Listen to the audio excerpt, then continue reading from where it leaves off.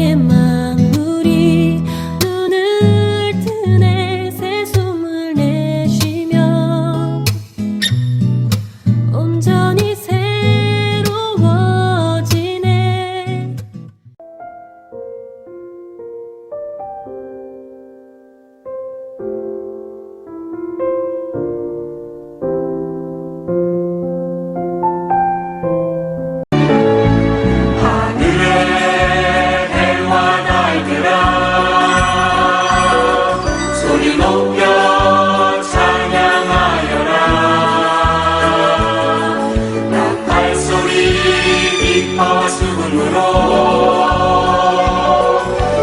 춤추며 찬양하여라.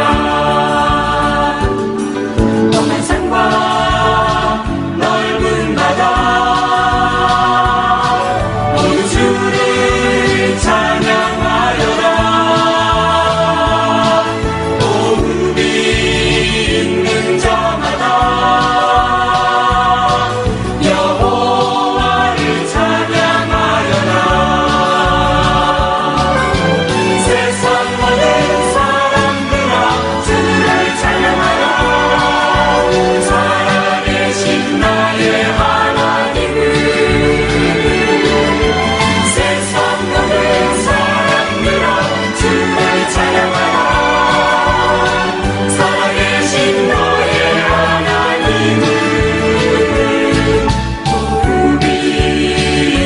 자마다 여호와를 찬양하여라. 주께서 옛적에 땅의 기초를 놓으셨사오며 하늘도 주의 손으로 지으신 바니이다. 천지는 없어지려니와 주는 영존하시겠고 그것들은 다 옷같이 낡으리니 의복같이 바꾸시면 바뀌려니와 주는 한결같으시고 주의 연대는 무궁하리이다. 너희는 이전 일을 기억하지 말며 옛날 일을 생각하지 말라. 보라, 내가 새 일을 행하리니 이제 나타낼 것이라. 너희는 유혹의 욕심을 따라 썩어져가는 구습을 따르는 옛사람을 벗어버리고 오직 너희의 심령이 새롭게 되어 하나님을 따라 의와 진리의 거룩함으로 지으심을 받은 새 사람을 입으라. 그런즉 누구든지 그리스도 안에 있으면 새로운 피조물이라. 이전 것은 지나갔으니 보라 새 것이 되었다. 새 계명을 너희에게 주노니 서로 사랑하라. 내가 너희를 사랑한 것 같이 너희도 서로 사랑하라. 아멘. 사도신경으로 신앙 고백하겠습니다. 나는 전능하신 아버지 하나님 천지의 창조주를 믿습니다. 나는 그의 유일하신 아들 우리 주 예수 그리스도를 믿습니다. 그는 성령으로 잉태되어 동정녀 마리아에게서 나시고 본디오 빌라도에게 고난을 받아 십자가에 못 박혀 죽으시고 장사된 지 사흘 만에 죽은 자 가운데서 다시 살아나셨으며 하늘에 오르셔 전능하신 아버지 하나님 우편에 앉아 계시다가 거기로부터 살아있는 자와 죽은 자를 심판하러 오십니다. 나는 성령을 믿으며 거룩한 공교회와 성도의 교제와 죄를 용서받는 것과 몸의 부활과 영생을 믿습니다. 아멘.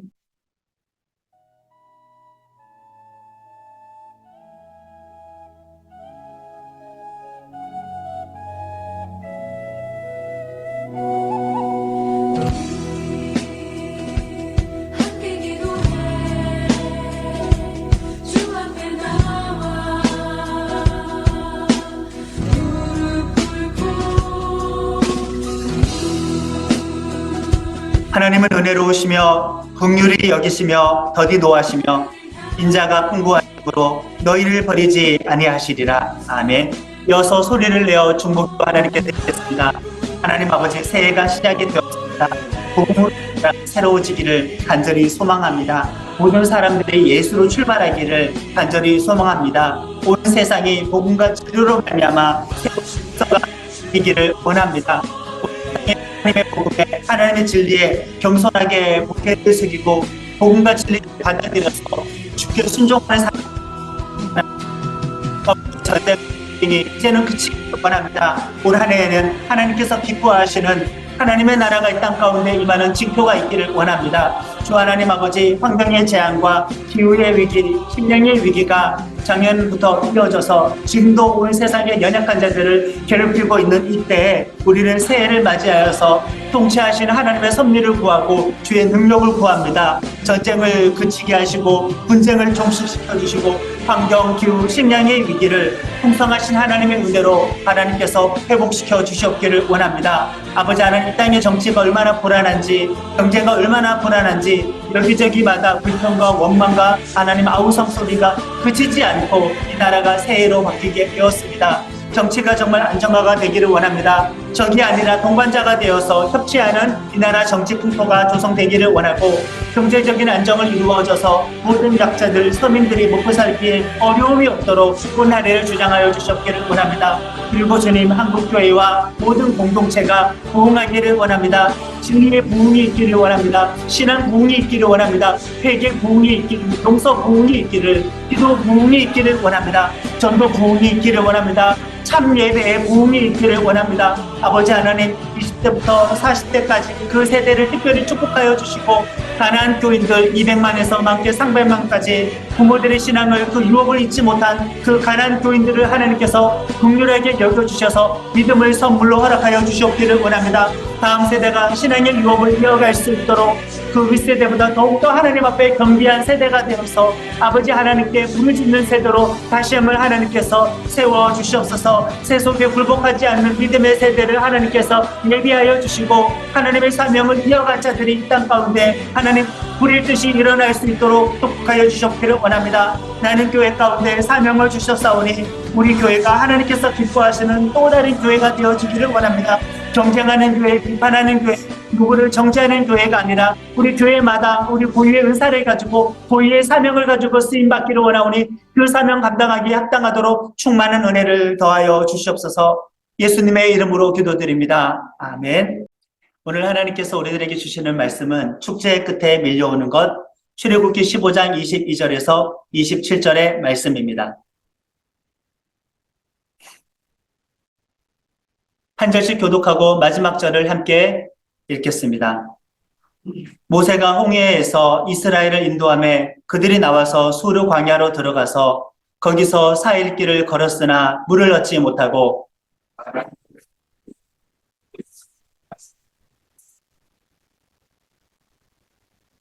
백성이 모세에게 원망하여 이르되 우리가 무엇을 마실까 하며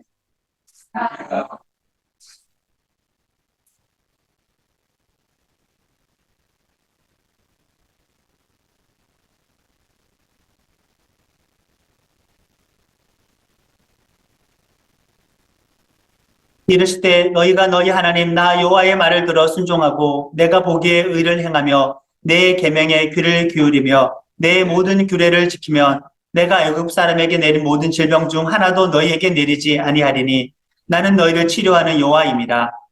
그들이 엘림에 이르니 거기에 물샘 10들과 종려나무 70그루가 있는지라.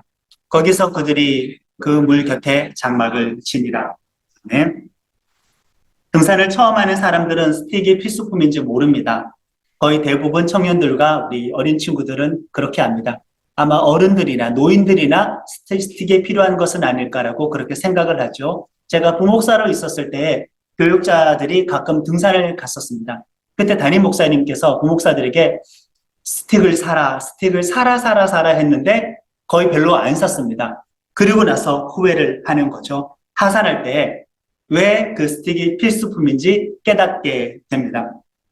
정상을 향하여서 올라갈 때에는 힘이 남아 돌아서 지치지도 않고요. 또 목표를 향하여서 질주할 때에는 어느 정도 긴장을 하기 때문에 사실 다칠 일은 없습니다. 그런데 정상에 도달하고 하산을 할 때에는 이미 정상에 찍었잖아요. 목표를 이루었잖아요. 그리고 힘은 많이 소진했잖아요. 내려갈 때에는 힘도 빠지고 긴장도 풀리고 다리가 풀려서 오히려 그때 많이 미끄러지기도 하고 많이 다치기도 합니다.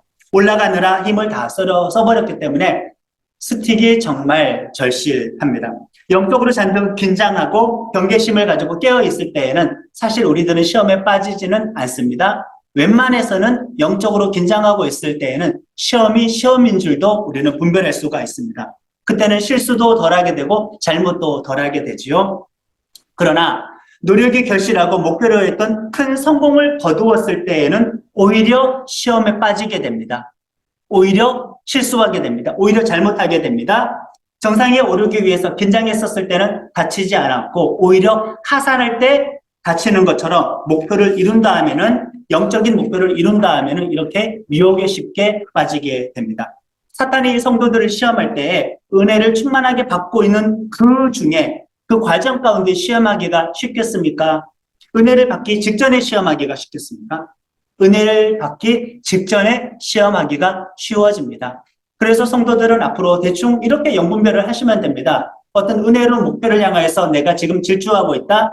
반드시 그 전에 내 나를 좌절하게 하는 큰 시험이 있겠구나라고 염두에 두고 그 목표를 향하여서 질주를 하게 되면은 시험에 실족하지 않게 됩니다. 또 은혜를 받은 직후에 시험에 빠지는 경우가 더 많이 있습니다. 은혜의 과정보다도 은혜 직전에 사탄이 시험을 하고요. 은혜를 받은 직후에 사탄이 정말 많이 시험을 합니다. 왜요? 하산할 때니까요. 왜요? 영적으로 긴장이 풀려버렸기 때문입니다. 그래서 많은 영적인 업적을 이루어 놓고 영적인 성장을 이루어 놓고 영적인 열매를 거두어 놓고 바로 그 직후에 한순간에 모든 것을 망가뜨려 버리는 그런 실수를 범하기도 합니다. 가난한 자가 타락하기 쉽겠습니까? 부유한 자가 타락하기 쉽겠습니까? 권력이 없는 자가 타락하기 쉽겠습니까? 권력을 손에 쥔 자가 타락하기 쉽겠습니까? 사회적인 약자가 타락하기 쉽겠습니까? 사회적인 강자가 타락하기 쉽겠습니까? 당연히 후자가 아니겠습니까? 어떤 목표를 이루고 누리고 있는 사람들은 영적으로 쉽게 방심하기 때문에 그래서 목표를 이룬 사람들이 목표에 도달한 사람들이 축복받은 사람들이 오히려 실족하기 쉽다. 그러니 그럴수록 더욱더 신앙생활을 열심히 해야 하는 겁니다. 이미 많은 은혜를 누리고 있는 사람들이 오히려 각성하고 깨어 있어야 하는 거죠. 청년일 때에는 얼마나 스스로를 많이 채찍질했는지 모릅니다. 그때 입에 달고 있었던 단어 중에 하나가 헝그리 정신이라는 말을 참 좋아했었습니다. 스스로 도만하지 않으려고 자기 자신에게 페널티를 많이 가하는 편이기도 합니다. 많은 사람들이 아름다운 마무리를 하려면 사실 박수 칠 때 떠나는 것이 자기 자신을 안전하게 지키는 방법입니다. 박수 칠 때 더 박수를 받아보려고 버티다가는 오히려 하나님께 올렸던 영광도 가리게 되고 스스로의 신앙도 망가지게 되는 경우가 너무나 많이 있으니 아름다운 마무리를 하려면은 박수 칠 때 떠나는 방법은 정말 지혜로운 방법이라고 할 수 있습니다. 오늘 읽은 말씀은 홍해에서 이집트의 추격대를 물리치고 큰 구원을 경험한 직후의 그 내용입니다. 홍해의 거대한 승리, 이 엄청난 기적적인 승리를 경험하고 그리고 바로 이후에 모세와 미리암의 찬양이 나옵니다. 그 찬양 이후에 사건이 오늘 읽었던 본문입니다. 광야로 진입해서 일어나는 사건이 되는 거지요. 지난 일들을 한번 돌이켜볼까요? 모세가 애초에 사명을 받고요. 그러나 백성들도 거절했죠. 바로도 거절을 했었습니다. 그럼에도 불구하고 10가지의 재앙과 유월절 장자의 죽음, 이 사건을 통하여서 길었던 이 출애굽의 과정이 마무리가 되었습니다. 14장에서 마무리가 되죠. 그리고 15장에서는 하나님의 능력으로 뒤쫓아왔던 이집트 군대를 홍해에서 몰살시킨 사건입니다. 15장까지 정말 출애굽의 전 과정이 최종적으로 마무리되었다고 볼 수가 있습니다. 큰 구원이 마무리가 된 것처럼 보입니다. 이 큰 구원에 대한 반응으로 15장 서두에 모세와 미리암이 하나님께 찬양을 올려드립니다. 이 찬양과 이 감사는 정말 예배의 신앙 고백의 절정이라고 할 수가 있습니다. 기쁨과 즐거움의 절정입니다. 그 직후의 내용이 오늘 말씀인데 이제 장소는 확 달라집니다. 22절에 보면 광야로 들어가서 홍해를 기점으로 드디어 광야에 진입하게 된 겁니다. 여기서부터 1차적인 목적지는 일단은 가나안 땅은 아닙니다. 홍해를 건넌 다음 1차적인 목적지는 광야에 있는 시내산까지가 1차적인 목적지인데 이 본문의 말씀부터 시내산에 이르기까지 4가지의 사건이 연속되고 있습니다. 대략 3개월간의 여정입니다. 시내산에서 하나님의 말씀, 하나님의 백성들이 이 하나님의 말씀을 받게 되죠. 십계명과 제사법과 성막 설계들을 포함하여 다양한 율법의 말씀을 시내산에서 받게 되고 거기에서 하나님의 백성은 하나님과 언약을 맺게 됩니다. 공식적으로 하나님의 백성 되는 겁니다. 이미 구원받았지만, 이미 출애굽을 했지만, 이미 10가지의 재앙, 어린 양의 피로 목숨을 건졌지만은, 자유민이 되었지만은, 사실 공식적으로 하나님의 백성이 되는 것은 신의 산에서 율법의 말씀을 받고 하나님과 언약하는 것을 통하여서 공식적인 하나님의 백성이 되는 겁니다. 거기에서 나는 너의 하나님이 되고 너희는 나의 백성이 되는 사건이 신의 산에서 공식적으로 이루어진다라는 거죠. 그러니까 홍해를 걷는 것도 물론 중요한 구원의 사건이지만 정말 최종적인 구원의 사건은 어디냐? 신의 산에서 말씀과 언약을 맺는 거예요. 근데 말씀과 언약을 맺는 것은 한 번에 끝나는 문제가 아니에요. 장자의 죽음, 10가지의 재앙, 어린 양의 피로 생명을 건진 것은 한 번으로 끝난 사건이고 홍해를 걷는 것도 한 번으로 끝난 사건인데 신의 산에서 말씀으로 언약을 맺는 것은 한 번으로 끝날 사건인가요? 아니죠. 왜요? 그 말씀은 지속적으로 묵상하고 지켜야 되기 때문에 지속적인 사건이 되는 것입니다. 그러니 구원은 한 번으로 끝난 사건이기도 하지만 지속적인 사건이 되기도 한다는 것을 우리는 꼭 기억해야 합니다. 자, 홍해를 건넜느냐, 건너지 못했느냐를 가지고 구원받았느냐, 구원받지 못했느냐를 따지는 것은 사실 표면적인 이해라고 할 수가 있습니다. 우리 신약에서는 이 홍해동가를 세례로 이해하지 않습니까? 그 말은 내가 예수를 영접하고 세례를 받았는데 구원이 끝난 것으로 단정 짓기도 참 애매하다는 그 뜻도 되는 거죠. 그 이후에 지속적으로 우리는 복음의 말씀을 따라 살아가야 하기 때문입니다. 그 증거가 오늘 본문부터 신의 산에 이르는 이 광야 여정에서 일어난 사건입니다. 예수님을 영접한 이후에 방심하지 말고 하나님의 말씀과 언약을 맺고 그 말씀을 지켜나가는 것이 정말 중요하다. 출애굽해서 광야로 접어들고 첫 번째 사건은 바로 무엇인가? 백성들의 불평과 원망입니다. 첫 번째 사건이 탈출 이후에, 구원 이후에, 홍해 도하 이후에 첫 번째 사건이 불평과 원망입니다. 모세와 미리암의 감사 찬송, 승리 찬송 이후에 첫 번째 사건이 바로 이것이다. 어떻게 이렇게 될 수가 있을까? 축제의 끝에 밀려오는 것은 작은 고난에 즉각적으로 원망한 것이라고 할 수가 있습니다. 그 고난이라는 것도 아주 사실 단순하고 원초적인 거예요. 왜? 마실 물이 없다. 이거죠. 목마름 때문입니다. 우리 22절부터 24절까지 말씀을 같이 읽겠습니다. 모세가 홍해에서 이스라엘을 인도하며 그들이 나와서 수르 광야로 들어가서 거기서 4일 길을 걸었으나 물을 얻지 못하고 마라에 이르렀더니 그곳 물이 있어서 마시지 못하겠으므로 그 이름을 마라라 하였더라. 백성이 모세에게 원망하여 이르되 우리가 무엇을 마실까 하매 아멘. 광야 진입 첫 번째 사건입니다. 이 첫 번째 사건은 무엇을 의미하느냐? 앞으로 전개될 광야 생활의 전체를 보여주는 의도를 가지고 있습니다.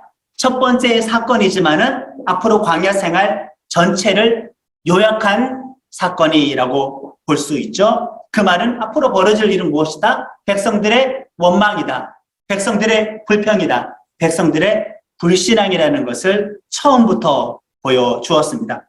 자신들을 구원으로 인도한 모세를 원망하기 시작하는 겁니다. 은혜를 배은망덕으로 갚는 거죠. 마치 물에 빠진 사람을 구원해 줬잖아요. 구원해 주었는데 나를 구원해 준 사람에게 보따리까지 내놓으라는 것과 마찬가지입니다. 구원 자체로 만족하지 못하고 현실의 필요가 채워지지 않아서 그걸 지금 불평하고 있는 겁니다. 우리들의 불평 대부분은 무엇일까요? 내가 예수님을 영접하지 않는 사실이 불평인가요? 내가 하나님을 예배하지 못하는 사실이 불평인가요? 그건 아니잖아요. 내가 신앙생활을 못하게끔 강제적으로 신앙생활하는 자유가 박탈된 것에 대한 불평이 아니라 그냥 현실 삶의 문제가 해결되지 않는 데에 따른 불평이지 않습니까? 백성들도 그런 실수를 했고 우리들도 그런 실수를 반복하기도 합니다. 3일 행군하는 중에 일단 휴대 가능한 가지고 온 물은 다 마셔버렸습니다. 겨우 물을 발견했는데 하필이면 그 물을 오염된 물입니다. 독성이 있는 물이에요. 광야에서 어디 물 발견하기가 쉽습니까? 오아시스가 어떻게 자주 있습니까?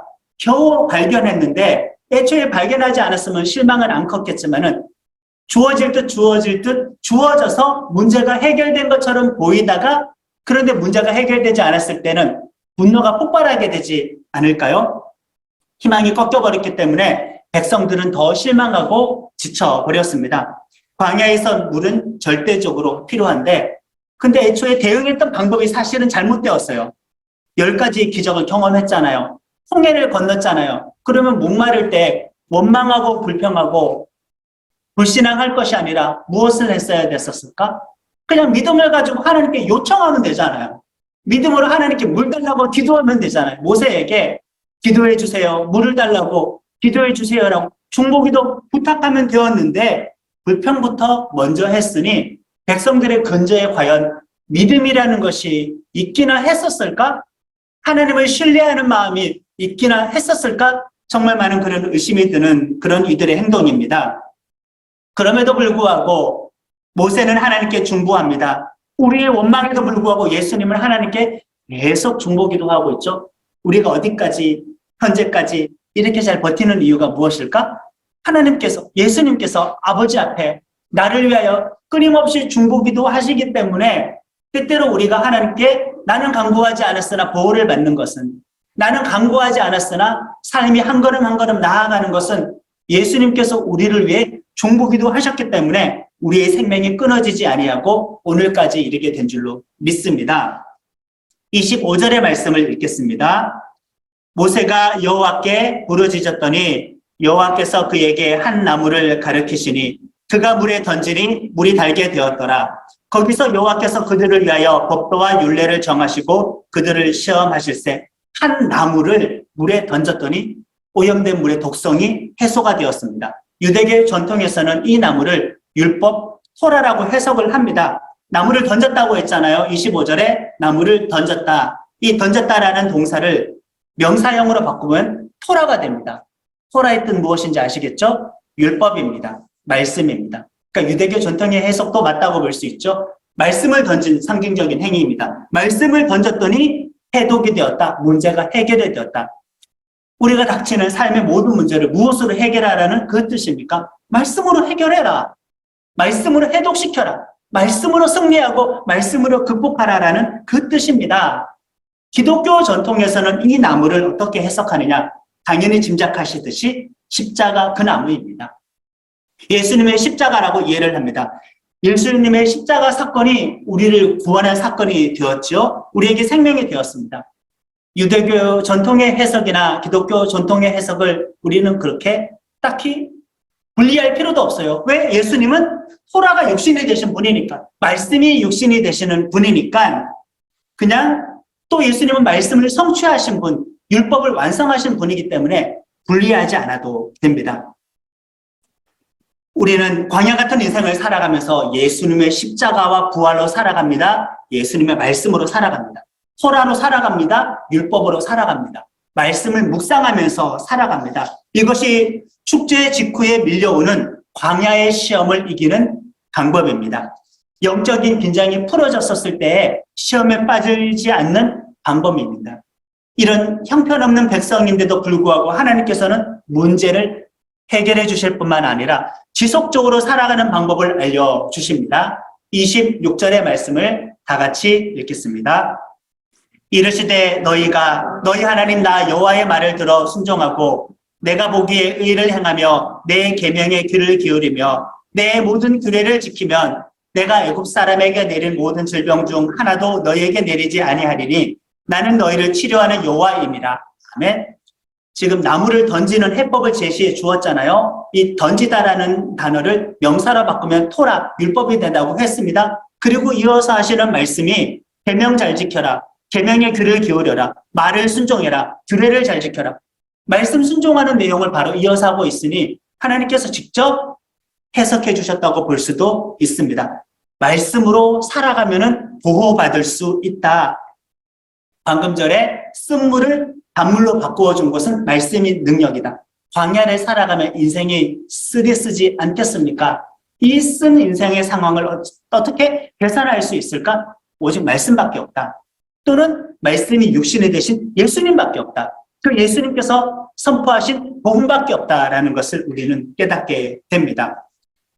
그리고 바로 이런 백성들에게 일방적인 은혜와 사랑을 베풀어 주셨는데 자격 없는 이 백성들이 잠시나마 쉴 수 있도록 하나님께서는 오아시스 광야의 낙원으로 이들을 인도해 주셨습니다.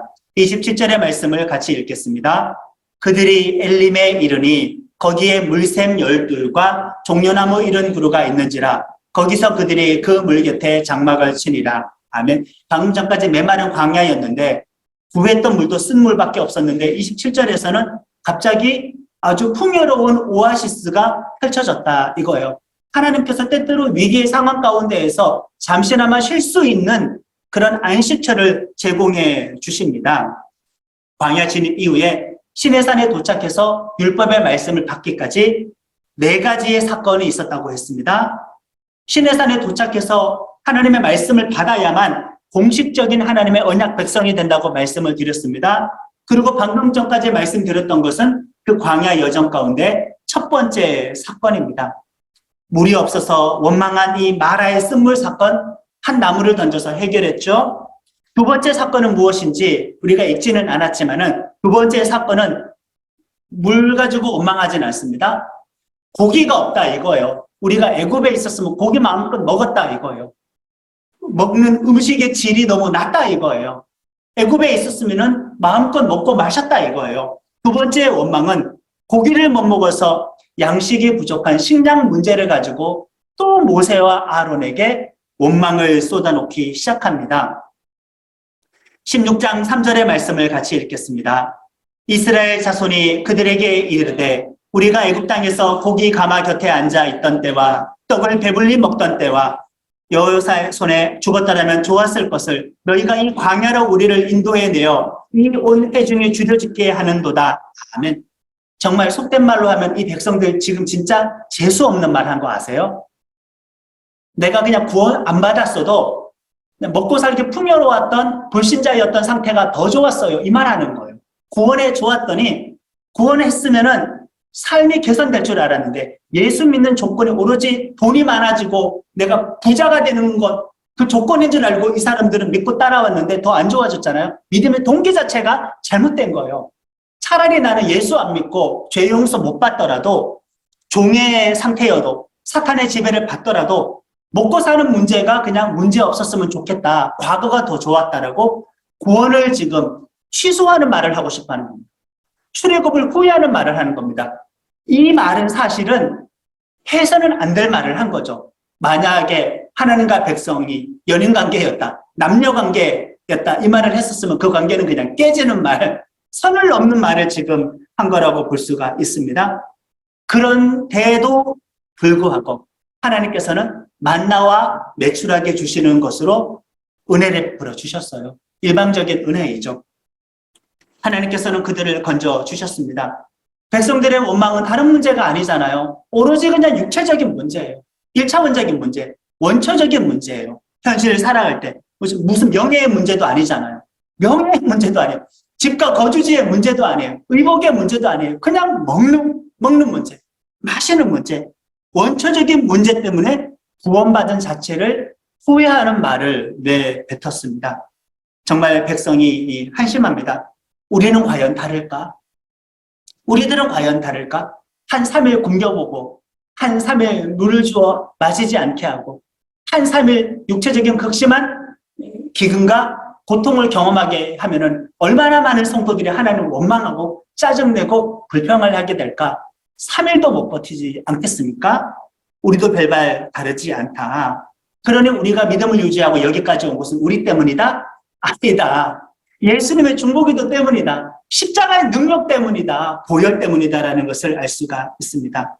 시내산 도착까지 광야에서 세 번째 사건이 있습니다. 그 세 번째 사건도 무엇이냐? 마실 물이 없어서 백성들이 불평합니다.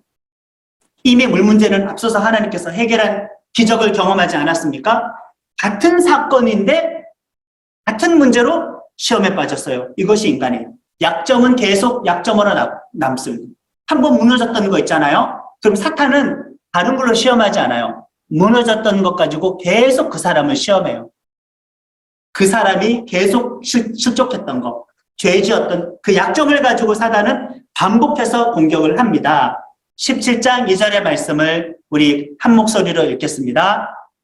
백성이 모세와 다투어 이르되 우리에게 물을 주어 마시게 하라. 모세가 그들에게 이르되 너희가 어찌하여 나와 다투느냐? 너희가 어찌하여 여호와를 시험하느냐? 또 물 문제잖아요. 앞에 물 문제가 있었는데 여기에서 백성들의 원망과 불평은 약해졌습니까? 커졌습니까? 앞서서는 모세와 아론에게 원망했다고 했어요. 세 번째의 사건에서는 보시면은 모세와 다투었다고 했어요. 싸웠다는 거예요. 막가자는 겁니다. 되들었어요. 잘못하면 모세를 살해할 수도 있어가지고 이 17장에서는 모세가 잘못하면 제가 돌에 맞아 죽을지도 모릅니다라고 하나님께 기도하는 내용도 나옵니다. 그러니까 다투었던 이 상황이 심각했다는 것을 알 수가 있죠. 이들이 누구예요? 구원받은 백성이에요. 홍해를 건넜어요. 홍해를 건넜었을 때 모세와 아론이 찬양했어요. 그들은 백성의 찬양의 대표로 갈 수 있죠. 축제를 만끽했습니다. 감격에 충만했던 순간 그 축제 이후에 이들은 이렇게 무너지는 겁니다. 불평은 심해집니다. 원망도 심해집니다. 의심도 심해집니다. 이 문제는 하나님께서 반석을 쪼개어 물이 나게 하셨고 신약에서 이 반석을 예수 그리스도로 해석을 합니다. 자, 이 문제가 해결되고 나서 이제 시내산에 도착하기 전 네 번째 광야 사건이 남았지 않습니까? 마지막 사건은 무엇이냐? 유목민인 아말렉 족과의 전쟁입니다. 그들이 추격해 들어와가지고 뒤처졌던 사람들을 살해하고 약탈하기 시작하는 겁니다. 전쟁이 붙어버리는 거죠. 이것은 물 문제보다 음식 문제보다 더 큰 위기입니다. 왜요? 직접적인 생명의 위협을 가하기 때문입니다. 목숨 걸고 싸우는 전쟁인데 앞선 세 가지의 사건을 보면은 이스라엘 백성들은 구원받을 자격이 없었잖아요. 그런데 이 전쟁에서 승리를 하게 됩니다. 이들이 신실해서가 아니라 모세가 산에 올라가 전쟁이 끝날 때까지 그 두 손을 하늘을 향하여 들고 손을 내리지 않았어요. 모세의 중보기도 때문이죠. 그리고 여호수아는 그 중보기도에 의지하여서 백성들을 인솔하여서 아말렉 족과의 전쟁에서 이기게 됩니다. 기도로 하나님을 의지할 때 이들은 이기게 되었죠. 백성들의 원망은 심해지는데 시험은 심해지는데 하나님의 은혜는 오히려 더욱더 커지게 되었습니다. 중보로 말미암아 그렇게 되었죠. 우리가 15장의 후반부를 읽었는데 전반부를 읽고 후반부를 읽으면 어떻게 이렇게 장면이 급반전이 될 수 있을까라고 참 답답하기도 합니다. 왜냐하면 15장의 전반부는 모세와 미리암의 홍해를 건넌 것에 대한 그 승리에 대한 찬양이니까 그렇습니다. 성도들, 축제 끝에 밀려오는 것은 무엇입니까? 이들은 무엇이 밀려왔습니까? 사흘길, 3일 만에 원망입니다. 원망의 강도는 세집니다. 시험의 강도는 세집니다. 물 부족, 양식 부족, 더운 지친 상태에서 물 부족, 그리고 원수의 공격입니다. 백성들 스스로는 이 상황에서 믿음이 부족해서 다 무너져 내렸습니다. 하나님께서 모세의 중보를 듣고 은혜로 이들을 구원해 주셨습니다. 10번째의 재앙을 한번 기억해 보세요. 그때까지만 해도 백성들은 말 잘 들었어요.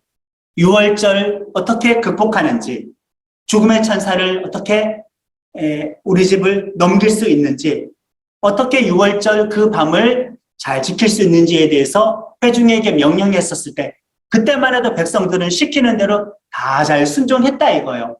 말씀대로 순종을 했었을 때는 위기를 넘겼는데 큰 승리 이후에는 말씀대로 순종하지 않으면 않을수록 위기는 더 커지게 되었다 이겁니다. 방심했던 거죠. 정상을 찍고 하산하는 중에. 탈출하고 홍해를 건너고 영적인 긴장이 풀려서 방심하는 겁니다. 우리도 이와 같지 않을까. 작년 한 해 하나님의 은혜로 우리는 살았습니다. 영적으로 때로 긴장하고 살기도 했습니다. 교회적으로 보자면은 개척 1년 차이기 때문에 더욱 우리는 그렇게 했습니다. 하나님의 보호와 인도하심을 경험하기도 했습니다. 물론 위기도 있었지만은 우리들은 어쨌든 무사히 한 해를 넘어왔습니다. 올해 우리들은 여전히 광야에 놓여 있습니다. 코로나 사태, 경제 위기는, 전쟁의 위기는, 정치적인 분쟁은 끝나지 않았습니다.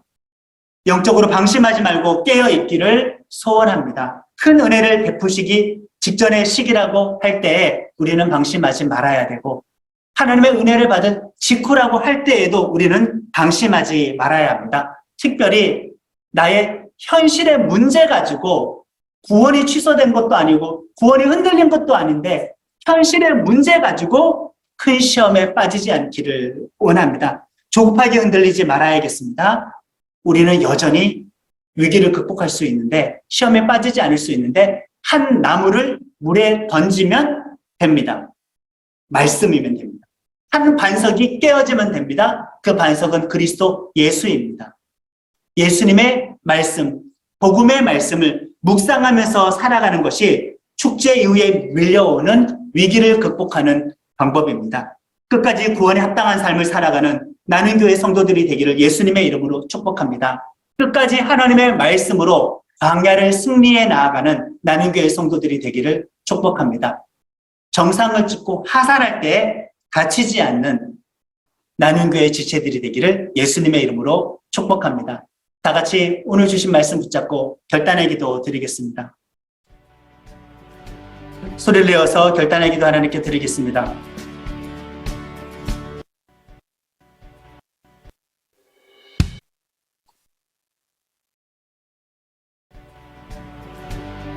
하나님 아버지, 우리 지체들 영적으로 깨어있게 하소서. 끝까지 겸손하기를 원합니다.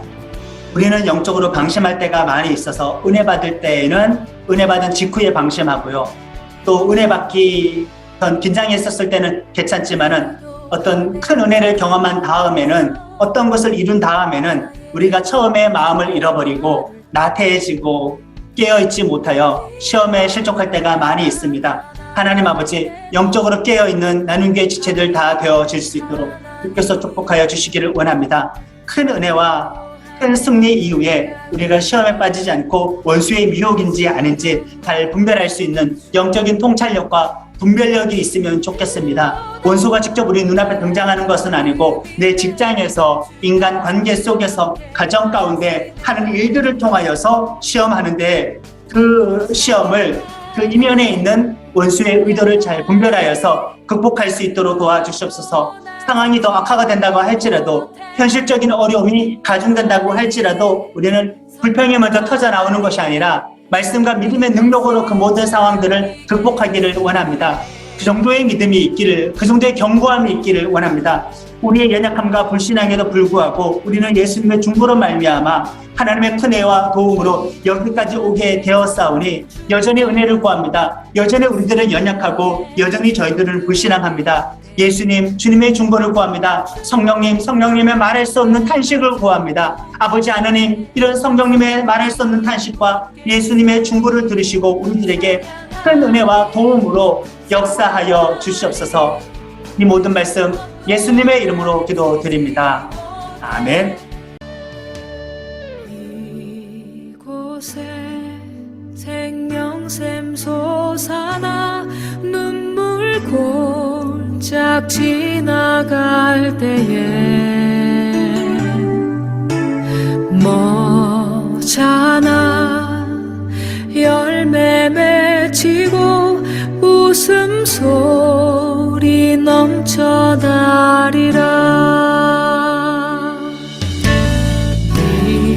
이곳에 생명샘 솟아나 눈물 골짝 지나갈 때에